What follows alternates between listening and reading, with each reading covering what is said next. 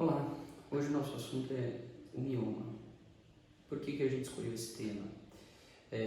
Fui fazer uma pesquisa na internet e o tópico da ginecologia mais pesquisado pelas pessoas na internet é o mioma. Não seria diferente, até porque a gente sabe que é uma das patologias benignas ginecológicas mais frequentes do mundo, tá? Então é bem entendível que muitas pessoas tenham dúvida sobre esse assunto e é por isso que a gente vai estar tentando aqui tirar algumas dúvidas, tá?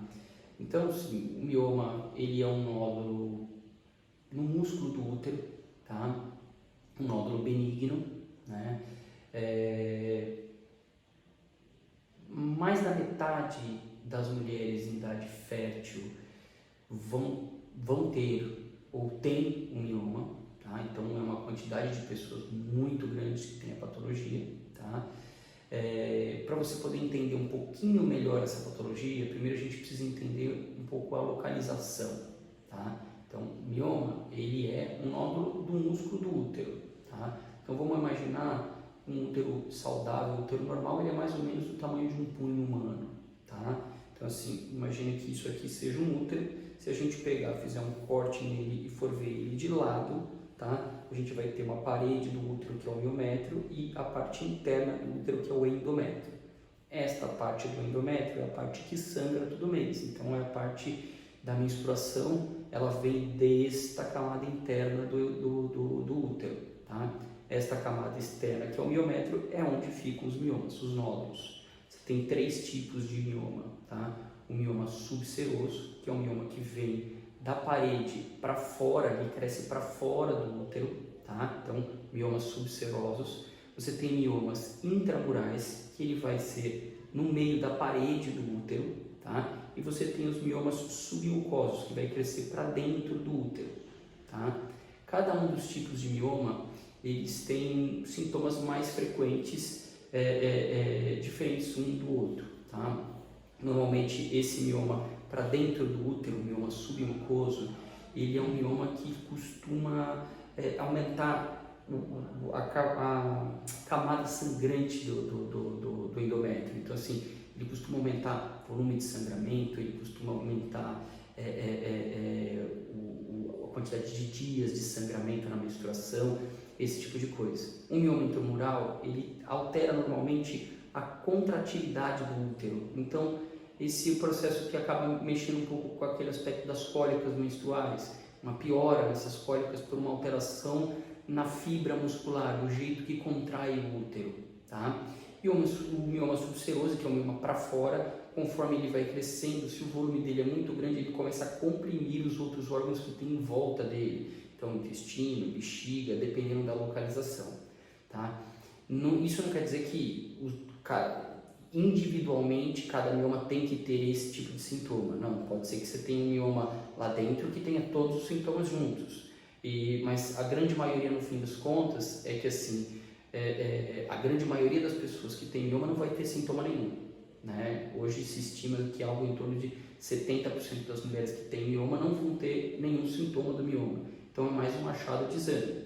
Isso não quer dizer que não precise ser feito nada, tá? Eu acho que tem que ter um acompanhamento com o seu ginecologista, tem que estar vendo a localização, o tamanho, velocidade de crescimento, que tipos de medicação que está usando, que tipo de hormônio anticoncepcional que está usando, se influencia, se não influencia. Tudo isso é uma análise de consulta que você vai fazer em acompanhamento com o seu médico, né? Então, sempre importante estar vendo esse aspecto. Uma outra coisa que assim, as pessoas perguntam muito, até porque é uma patologia frequente, com certeza algum parente, a mãe, a tia, a avó já teve mioma, e lá atrás, né, falar, minha mãe teve mioma e ela teve que tirar o útero. Então, assim, antigamente, né, não se tinha grandes tipos de tratamento quando se tinha uma descompensação do quadro clínico do mioma. Então, assim, começava a sangrar, começava a ter hemorragia, não tinha muito um controle dessa situação, você tinha que tirar o mioma ou tirar o útero, tá? Ou você fazia a miomectomia, que é a retirada do mioma, ou você fazia a esterectomia, que era a tirada do útero. Isso, por bom tempo, por boa parte do tempo, foi o principal tratamento. Hoje em dia a gente tem uma gama de tratamentos assim, muito maiores do que você tinha antigamente, e você tem outras opções em relação a isso, tá? Então, uso de hormônios, uso de anti-inflamatórios, uso de reguladores menstruais, a gente de inibidores de GnRH. Você tem uma gama de opções de tratamentos clínicos, medicamentosos, que em boa parte das vezes vai acabar impedindo o tratamento cirúrgico. Não quer dizer que a cirurgia não seja feita mais, mas a quantidade de cirurgias hoje é muito menor do que se fazia antigamente. Isso é uma outra coisa que você vai avaliar caso a caso, dependendo dos sintomas clínicos, da localização, do tamanho, da paridade da mulher e tudo mais, né? Uma outra dúvida frequente que está relacionada à parte de fertilidade, né, é se, poxa, se eu tenho mioma, isso vai me dificultar na gestação, vai ter um problema na gestação. A grande maioria dos casos não. Os miomas que mais preocupam nesse aspecto de gestação são aqueles miomas que a gente explicou, os submucosos, aqueles de dentro, que vão para dentro do útero, tá? Porque eles mexem um pouco com o endométrio, e o endométrio é uma parte muito importante em relação à parte da gestação. Então, esses às vezes precisa mexer, precisa tirar, mas isso vai depender, logicamente, da avaliação individual de cada pessoa, tá? Às vezes, mesmo não sendo submucoso, sendo em outras localizações, de outros tipos, às vezes, por causa do tamanho, às vezes também precisa mexer. Mas a grande maioria não tem que mexer, a grande maioria não vai ter uma influência em relação à parte de fertilidade, nem para conseguir engravidar e nem para manter a gestação, porque normalmente eles são pequenos e assintomáticos. Tá? Muita gente descobre no exame de rotina, tá? E depois vai fazer mais um controle mesmo com ultrassom, que é o principal exame para a gente poder estar tendo uma análise de tempos em tempos nesse sentido. Agora, de qualquer maneira, né, acho que merece sempre um acompanhamento com o médico para poder estar individualizando, entendendo clinicamente cada um e cada pessoa, né? E logicamente, se tem sintomas, é sempre importante estar um acompanhamento para você poder tentar estar revendo, né, alguns aspectos nesse sentido, tá? Então, assim, espero a gente ter conseguido tirar boa parte das dúvidas aqui, e se a gente puder fazer mais alguma coisa, estamos à disposição, tá?